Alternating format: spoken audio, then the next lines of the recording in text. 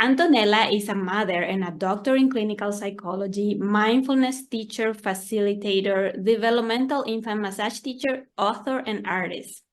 She's a paradigm shifter and advocate in the field of early parenting from before conception to infancy, prenatal and perinatal mental health, mindfulness, mother-infant relationship prior and post-birth. She has a special interest in the impact of the pre-perinatal period on human development and health, consciousness, integration of primal wisdom and science, psychosomatics, and mind-body approaches to health, prevention, and healing. One of her main goals is connecting the academic world with the lay community and implementing services that promote evolution of human virtues and consciousness, well-being, peace, and life sustainability on our planet. Welcome, Antonella.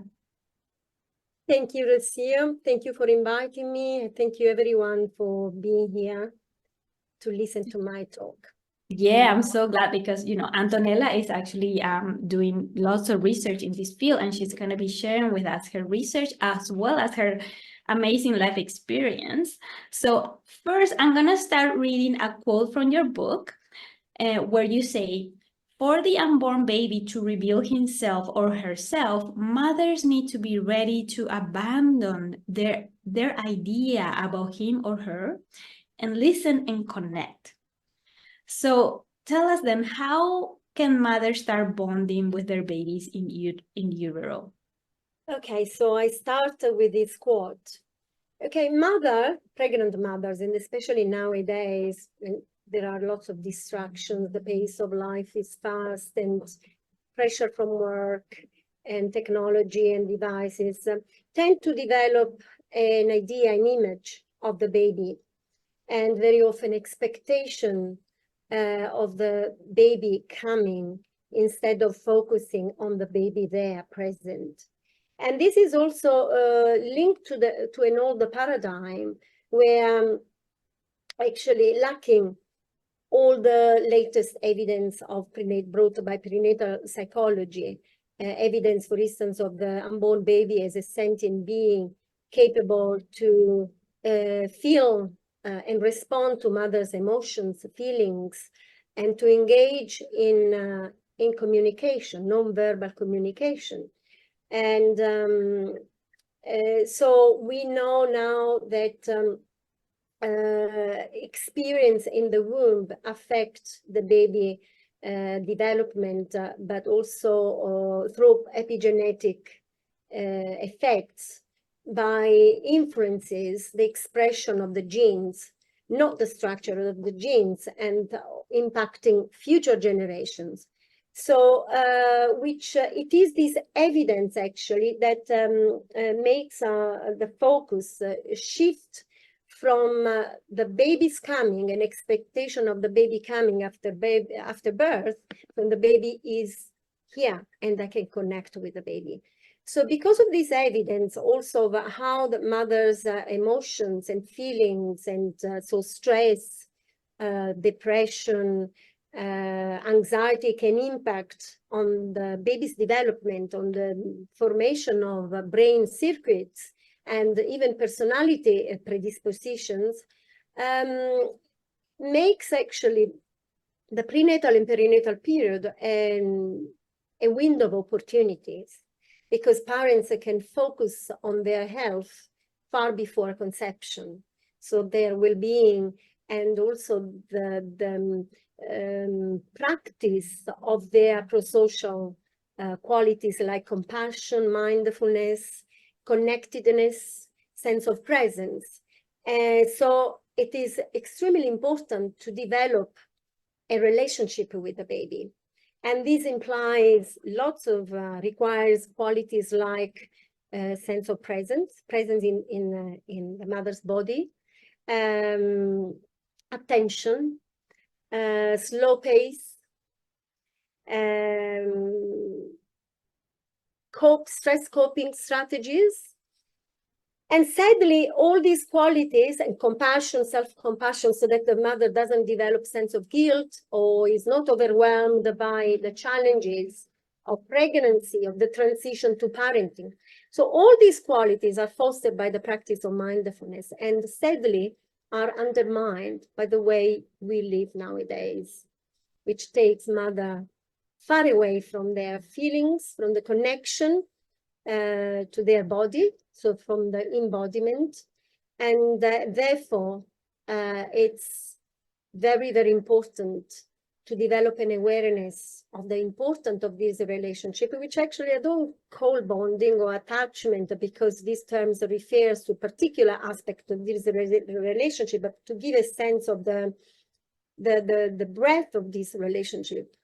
I use, and the multi-layers of this, because the relationship develops through different channels, physiological, through the chemistry, so the transmission of hormones like cortisol, stress hormone, or feel-good hormones, in an energetic way, a spiritual way, and many, many other subtle ways that we don't know, and the baby, but we know that they impact the baby's development and health and well-being. So it's the focus of my research is not so much on the impact on the baby's health, the impact of this relationship on the baby's health, which is now we have abundant evidence, but is on the development of pro-social qualities like respect, compassion, connectedness, mindfulness, which actually are our human essence,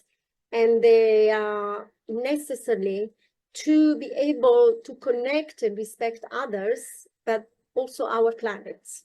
So if a parent starts practicing these nurturing practices during pregnancy, we'll talk a bit later about, just provide examples about these practices, we can really increase the chances of having a child which will be able to apply these qualities that received from the parents even before conception. I will explain why before conception. We have the child, it doesn't exist yet, but actually that's preparatory time is really important. And we know now from science, Dr. Stephen Porges, for instance, talks widely about how connection is a biological necessity. And while he doesn't talk so much about the prenatal period, my assumption, not my assumption, but also other researchers, clinicians, is that this connection can be nurtured during pregnancy, especially during pregnancy, because the baby is, and the brain is very sensitive to this kind of intimate communication, and is a sacred space where even the stress response is shaped in this period. So if the mother, when I talk about the mother stress, I'm not talking about ordinary stress, even ordinary temporary depression, because actually those are healthy stimuli for the baby. So the baby is exposed neurologically to a larger range of emotions, to the variety of life already in the womb. And it's important, this variety, to induce different reaction, responses, movements, and stimulate the development. I'm talking about chronic conditions, like often happen in our society, when the unresolved traumas, or the mother is under constant pressure because feeling abused or unhappy with their partner, or under stress from work.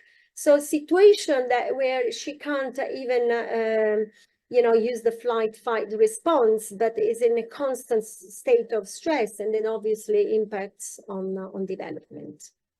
So, a bonding relationship can make a huge difference. It's not about the engineering of our children, and I'm really keen on remarking this, because we read and hear about parents being, and I think is a very dangerous sentence, because we are not controlled, and the baby also brings their own heritage from the ancestors, and there's also a level of independence, and is an active participant So it's not about, having an expectation that because you practice this, you're going to have the most beautiful, the perfection, and that's very dangerous. But we can impact, we can guide development, we accompany, more than guide, accompany by creating the best condition for the baby to be born and to go through every transition, every stage, conception, prenatal and birth, and the perinatal, gently and with love and compassion. Yes.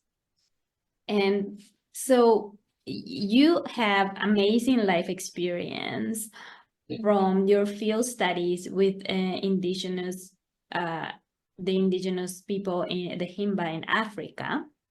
So tell us what you have observed and how did that lead you to where you are now? And we have some pictures to share with the audience while you tell us about it. I'll share now, yes? Yes. Okay.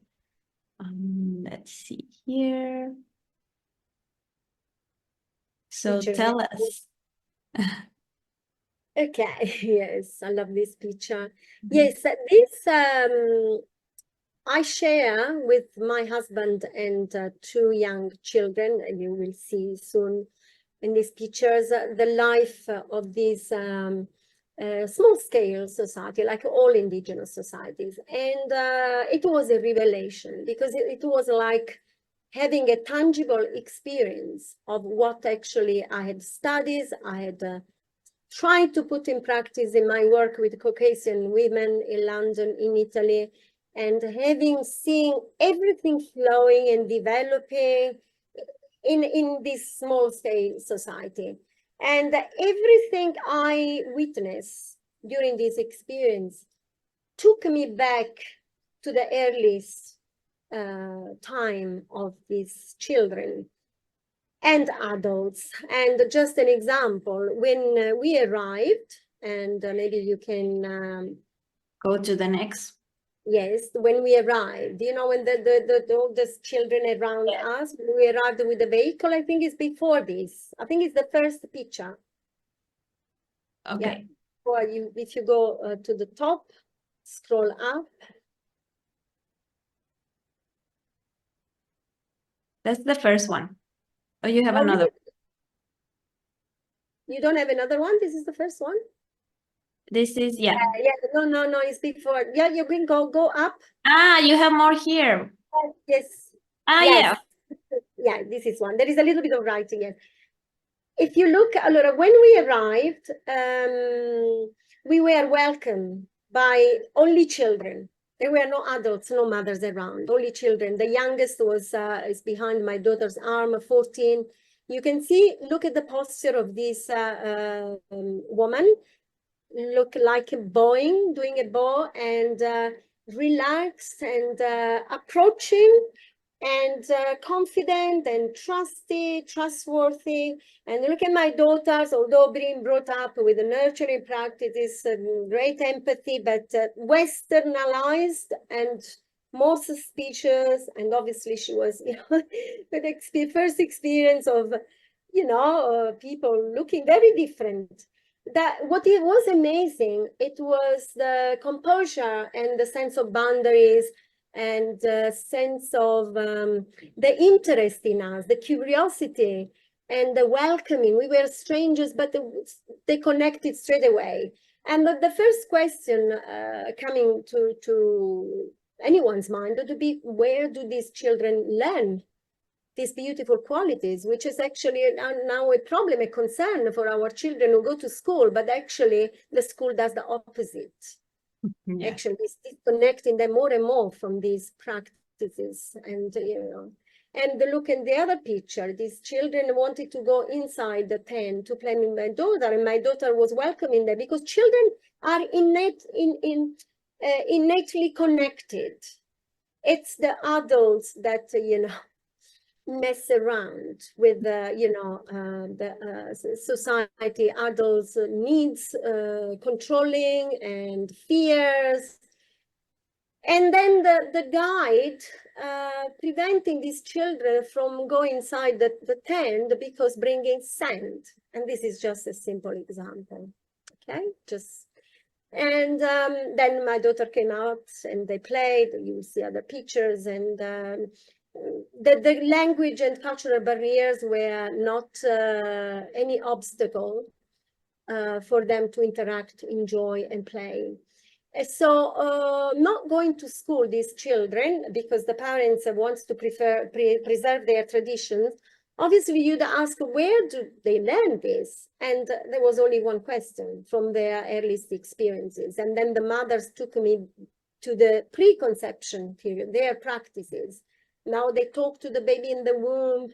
And anyway, so these children are exposed to the community, to multiple attachment from when they are in the womb, right? So they are exposed to different styles of interaction. And so they become a master in attuning and in picking up the baby's body cues. I mean, you can see this girl is 7, 8 years old, carrying the baby on her back. And so they are exposed to these scenes of motherhood. So when they get pregnant or they go through birth, they are master in all what is required for, you know, a positive outcome of labor and birth. So capacity to attune, interoception, to connect with what's going on in their body, to communicate with the baby, to go with the rhythm, trust the process, and all these qualities. So they took me through storytelling, and they simulated the dance. I have a video, simulated the dance when they decide to conceive a child. They go into the forest or the bush, depending on where they live, and they sing a song to connect, to call the soul of the child. And because they believe that the child is an ancestor coming back to life. Now, just think of this practice, this contemplative space. When they hear the soul of the child, they believe that they already conceived mentally, and this is the first step. So they go into the heart and they conceive, welcoming the child into their body. So which is already just the physiological aspect. And obviously they don't have fertility problems. So you can see that the relationship starts even before conception. And now we see more and more couples have fertility problems, difficulty in conceiving because of fears, because of this sacred space is not cultivated, many factors, and the mother's not supported and not feeling, anticipating the support from the community. So not feeling safe in terms of future, present and future support. So the mother is never stressed. They don't know the word stress, and they don't know the word trauma, because they are only threat. They know the word threat because the threat of a snake, of a natural disaster, but not even. The threat can be the drought. So they don't even have this big, storm, rarely. So you see, there is no concept of stress because the mother is always supported. So for me, it was, and I've written a book, which is forthcoming, where I describe all these stories, and the mothers telling me, for instance, when I was pregnant and I hear the baby kicking, I knew that she wanted to communicate with me. So you see, they have a great awareness. And I think this awareness has been there, has guided mothers for thousands and thousands of years. And now we need to help them to rediscover which is deep inside them, but has been undermined by the way we live nowadays. And obviously there are lots and lots of stories. You can see another example of, community. They're always together. and the children, adults, and you, answer, but how would it be possible in our society? Obviously, we don't want to go back. This is not an invitation to go back and live, but we can learn from the wisdom of these societies, and we can learn about what actually a child needs to develop, smoothly, and for the developmental trajectory to meet all the developmental, requirements. That is very helpful, and is possible, to implement and to fit it into our, lifestyle. Without awareness, this wouldn't be possible. So you can see the babies are confident, and these are small babies, and you can see how confident in their posture, not fearful and not shy, and not, they have authorship. If they want to feed, the mother's breast is available, is there. And they become independent very, very early. In fact, when we arrived, there were no mothers around. The older children looking after the younger, but they arrived immediately. So which means that they were not there, but they were present, like raiders. They knew, they hear that someone was there. So they went there. And so, the mother who lets the child be independent through a secure attachment, but at the same time be there for them. So, and these images helps also to see how self-regulated these children. We never had a child or witness a child having a tantrum or cry. And why?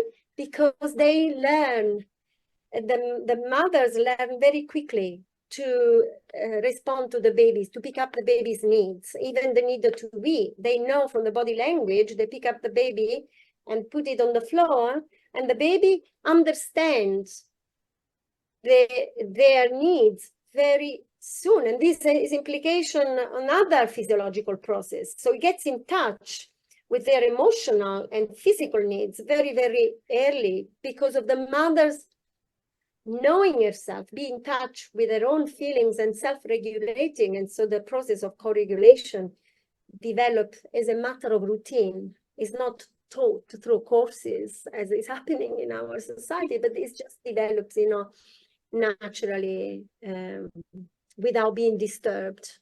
And that's during labor and birth, etc. They deliver, they sit on the rock, and they deliver naturally on the rock, not on the cushion, on the rock.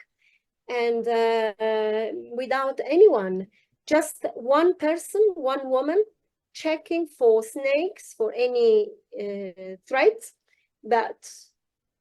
or maybe helping in case of difficulty, being there for the woman. But actually the woman is confident, and she's gonna deliver in the way, nature intended, and following the mammalian caregiving competence in breastfeeding and let's go to the next question.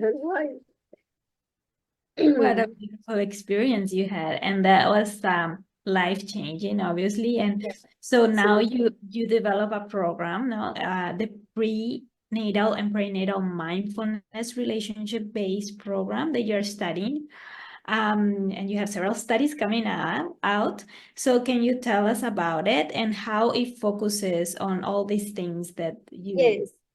Well, of course, the first outstanding aspect of the way these indigenous, people live is that actually they practice mindfulness. Without knowing. Without even knowing it. It's just a slow pace of life, presence, and attunement, and welcoming, openness, lack of fear, not suspicious. Actually, we were the first night I slept in the tent, I was awake all night because it was a new experience. I was worried, me and my younger daughter, because I transmitted this, and I couldn't help. Although I didn't know, I hear the donkeys and the wind, and there was actually this one of the chief of the community and waiting outside the tent at 7 o'clock, exactly 7 o'clock, because they rely on the position of the sun, outside waiting for us, because he was going to take us to another village, so walk for 2 kilometers with the children walking in the sun. 8 o'clock was already very strong African sun. So, this trust is key of everything, because these babies develop with trust. So I searched, and then I did a course, 1-year teaching course to teach mindfulness. And I was already practicing mindfulness on and on, not consistent, but it became a very, very interesting. And I read about the science of mindfulness, all the Western expert and etc. And then having been in the prenatal psychology field for a long time, I found in the literature review for my PhD research project, I found a big gap that actually all the mindfulness-based program lack the integration with the evidence of the brought by prenatal psychology. So that if the baby of a sentient being, and so capable of engaging in a communication and be affected by these relationships. So all the programs were mainly focused on maternal mental health. So how to prevent postnatal depression, or deal with the prenatal depression, anxiety and stress, but not really, or even some on the child developmental outcomes, but not really on these evidence brought by prenatal psychology and on this communication. So I created this program through my work with Caucasian women and this experience, and then also political experience at the parliament in London. I created this program, which I call the mindfulness relationship-based program, because it's focused on the relationship. So the program is focused on the embodiment, so sensory motor interactions, and on the reflective function, which is another embodied process, because, relationship is embodied, like, we know that mind is embodied. Thomas Verney published a book, wonderful book entitled The Embodied Mind. So this reflective function unfold during pregnancy together with this sensory motor communication. And I just give you an example. For instance, also that actually was an insight during my pregnancy of 19 years old ago with my first daughter, where you touch the belly where the baby's movement come from, and you do it regularly.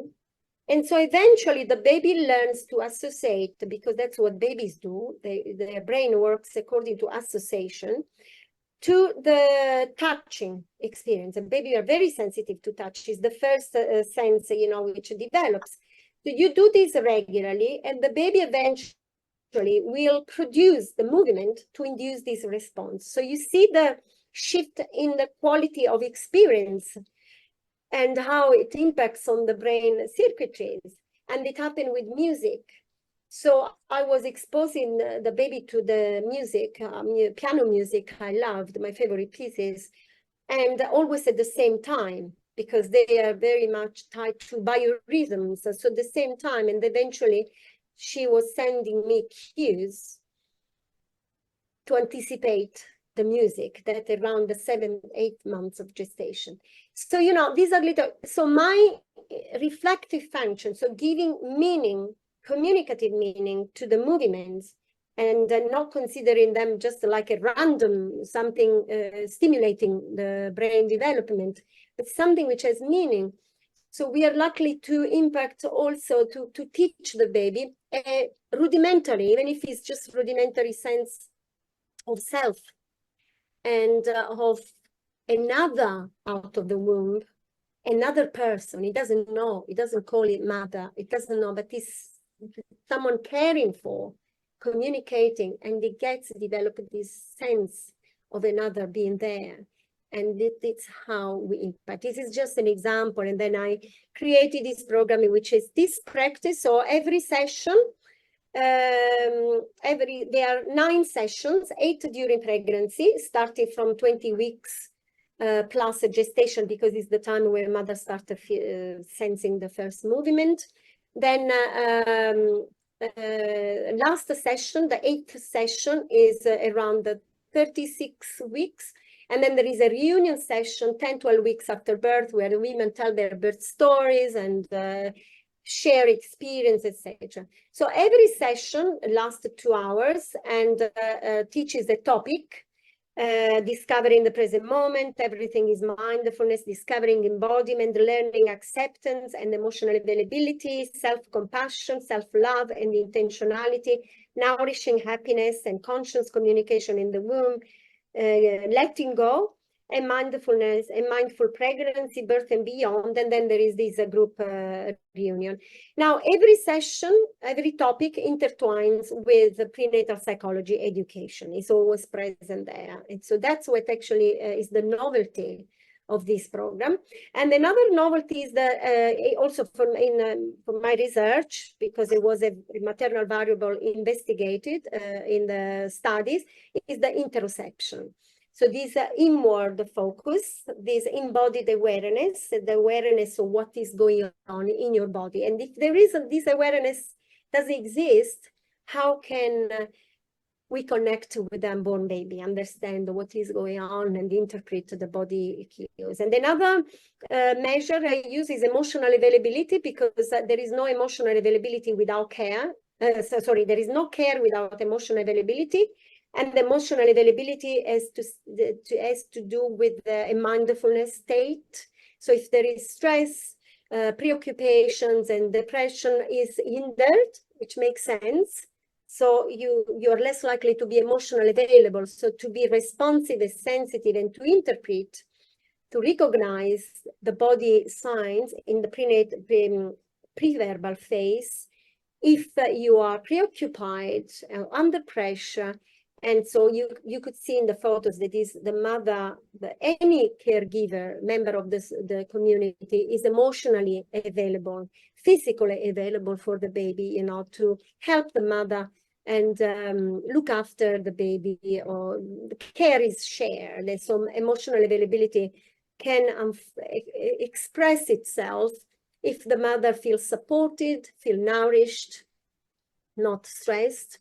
And so I developed this program, and I piloted this program just because I wanted to bring, scientific evidence as well, so that to be more exposed, also scientifically and validated. And I will tell you in the next, I think, a question, the findings.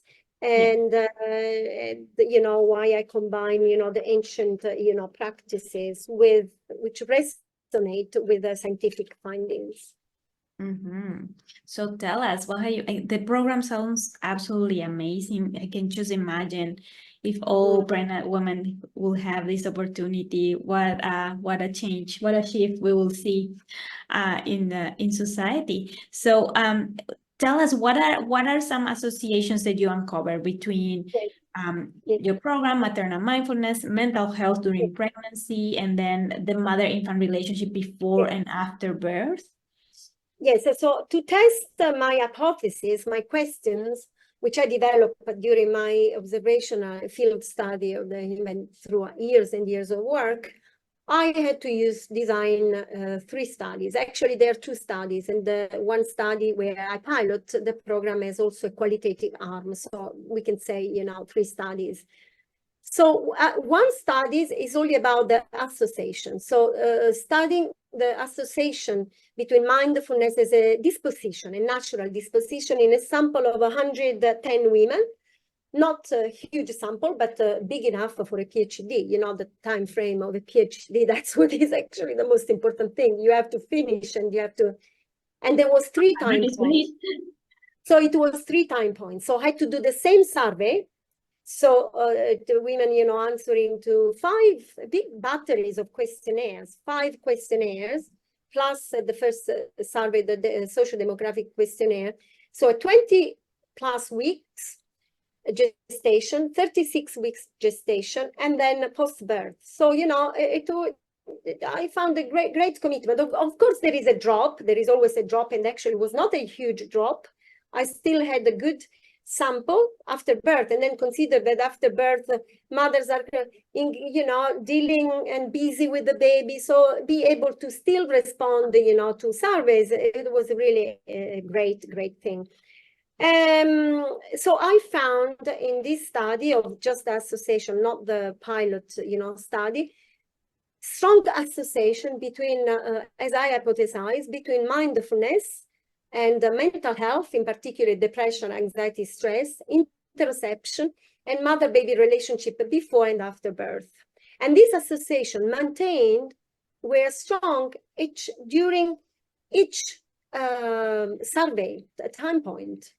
So for instance, high scores of mindfulness equal with the low score of depression and anxiety and stress, and then high levels of mother fetus attachment, because unfortunately I'm developing a new scale, because all the scales we have are not out of date, but they lack the last evidence of prenatal psychology. So they are based on the mother's representation of the baby. So I didn't have time to develop a new scale, but there was a significant increase of mother and baby attachment relationship in the second survey.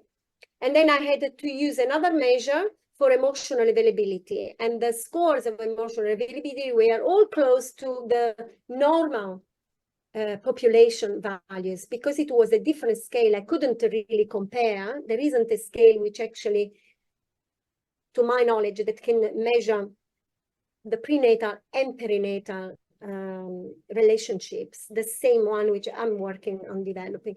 So there were all these strong associations which I had hypothesized, which means that obviously mindfulness and mother-baby relationships are protective factors, are the strongest, and interoception, because interoception is an aspect of mindfulness. So they are very strong protective factors that need to be cultivated to mitigate the risk of developing postnatal psychological disorders, such as, you know, depression, anxiety and stress, or other probably, and needs to be tested also in a clinical population. So the other study is where, you know, I tested my program, and I found, actually, as often happen in research, interesting things. Okay, so there was an improvement, significant improvement on all variables post-program during pregnancy. So 36 weeks plus the last session during pregnancy, there was a significant improvement. Now, of these 13 participants, which was the sample, there was only one person who dropped for unknown reason. She was very keen on doing, you know, the reunion, but something must have happened. So I don't know, which still says that the retention was very high. So 6 of these 12 women who did the last survey gave birth at home, so unassisted birth, and some also in the water, and 6 at the hospital. And all the 6 women who gave birth at the hospital ended up having intervention. If not cesarean, ventose. And this is very, very interesting. But all these, so what happened is that the scores of the last surveys were not significant, but very close to the significance, to the cusp of significance, which means that something happened interfering, so still better than baseline. So when the women started before the program, when they started the program, but I ascribe that to the birth experience of those gave, delivered at the hospital, because half, 50% in a small sample brought the value, the scores slightly down to be very close to the significant. But what is interesting is that, so obviously, the effect of intervention on mindfulness and mental health. But what is interesting is that all the participants, no matter the kind of birth, intended to were breastfeeding, intended to breastfeed for unlimited, as long as the baby and then, liked. And they were all bonding beautifully. That came from the birth story and the qualitative studies. They were all ascribing those, qualities to the course. So which seems that there was a retention of these qualities learned during the practice, because they practice also at home. There was also homework, during their daily life. But obviously the impact of the medical intervention created some sort of interfere with the score. And but they were all bonded. They all were satisfied or slightly satisfied with the sleeping patterns of the baby. And although it was early, 10, 12 weeks, his baby is still not very settled. But then I saw during the birth story, they were holding the baby, so I could do a lot of the observational work. So that was also very, very interesting, because it brings also, data about the birth experience, which I will use in other studies. And all this has been has also led to articles, 4 articles that one is already out and been published. The other ones are still under reviews, and also has limitations and needs to be replicated in a larger sample. But the guidelines are very important also for practitioners, and the insights are very, very important. Like in all PhD, you need to replicate in a larger sample, and possibly even clinical, to see actually how this relationship can help women with clinical conditions, and also help their, improving their mental health. Right. Wonderful. There's so much you can do after. I know. So much missing that, I can't go forever. And there will be workshops, there will be courses, and there will be a book, coming out, in the next few months. So is there anything else you want to tell us about your I have a question, or one of your question about the specific ancient inner resources. You still want me to ask? I wasn't sure if you already touched on it. Yes. So tell us. Or I touched, but just to synthesize, interoception and trust. Trust that in our society, actually, we are controlled by fear. There is a lot of controls because of fear. Right. And, so just to clarify for the audience, we're talking about like what inspired, like some ancient resources that she observed in the Himba, and that you included and emphasized in your program. So these are interoception and trust. Yes. Yes. Trust, because in our society, unlike our indigenous ancestors, where we all come from, and which have guided, women for thousands of years, in our society there is a lot of fear. Training, obstetrician train to deal with pregnancy as a medical condition. So the fear is always there from the birth professionals, and what is the most obvious response to fear is control, and this fear is transmitted to women through adrenaline. That's what has happened to the 50% of women of my sample giving birth at the hospital.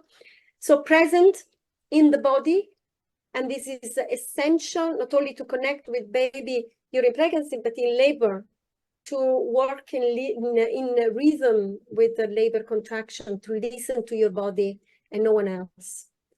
To your body, your inner wisdom. Self-regulation, which we saw in this indigenous people, ability to respond to emotional challenges and the pregnancy challenges and the transition to parenting with mindfulness, which mean not be overwhelmed with a challenging emotion, but befriend, not fear or shut down, because it's all left there unresolved, but accepting. And we practice this during the course.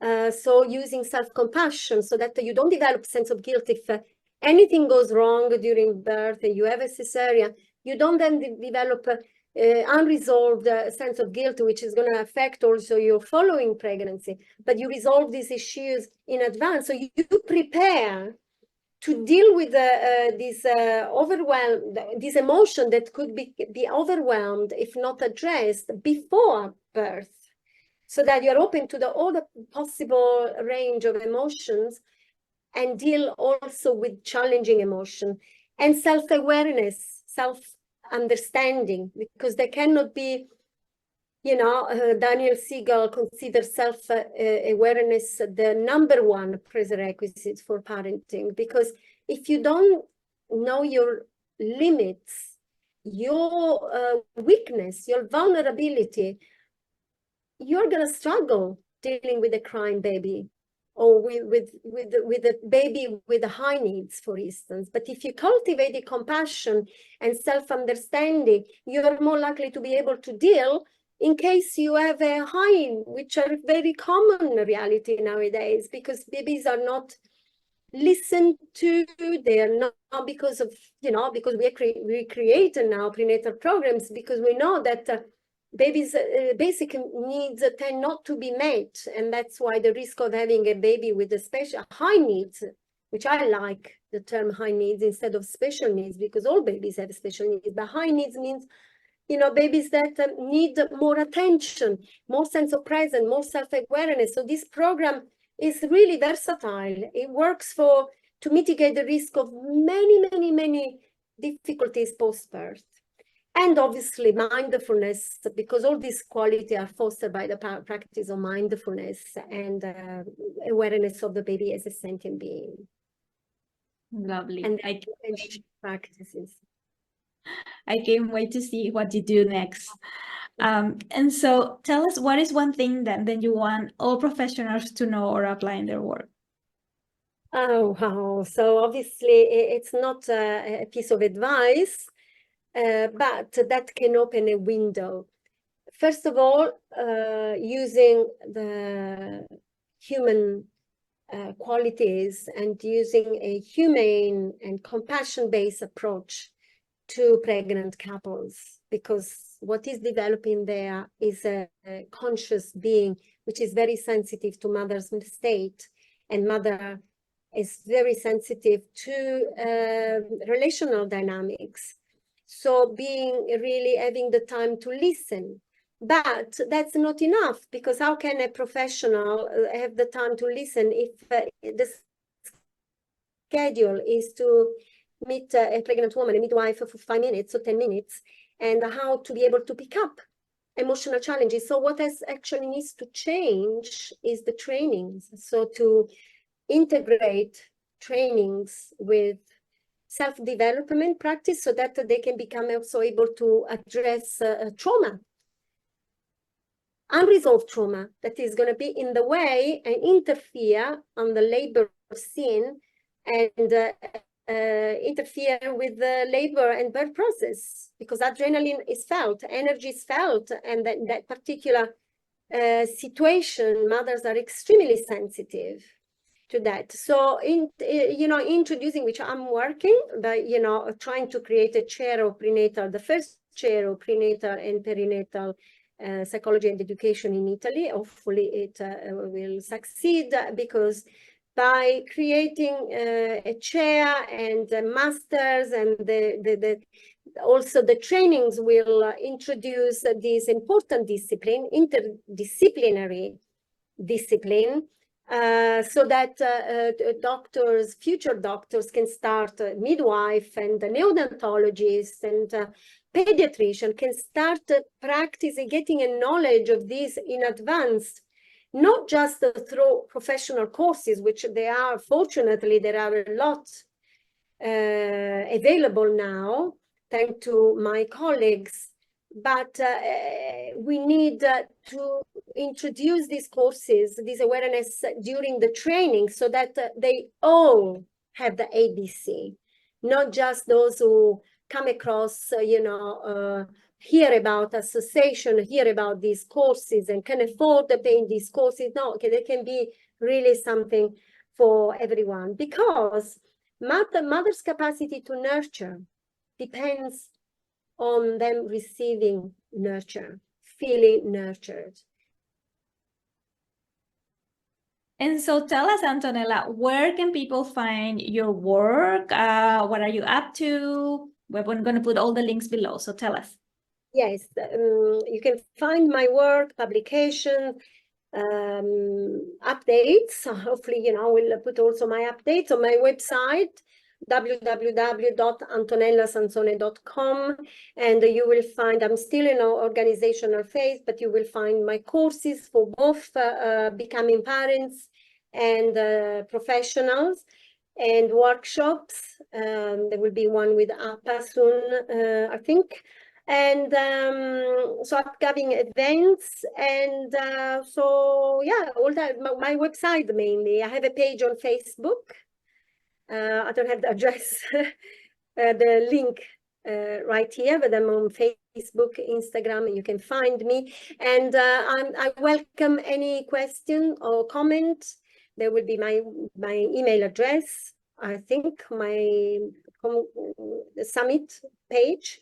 So yes. You have any question, any comment, it will be very welcome. And so thank you so much again, Rocio, for creating this wonderful event and for having me here. And thank you to everybody for listening. Bye.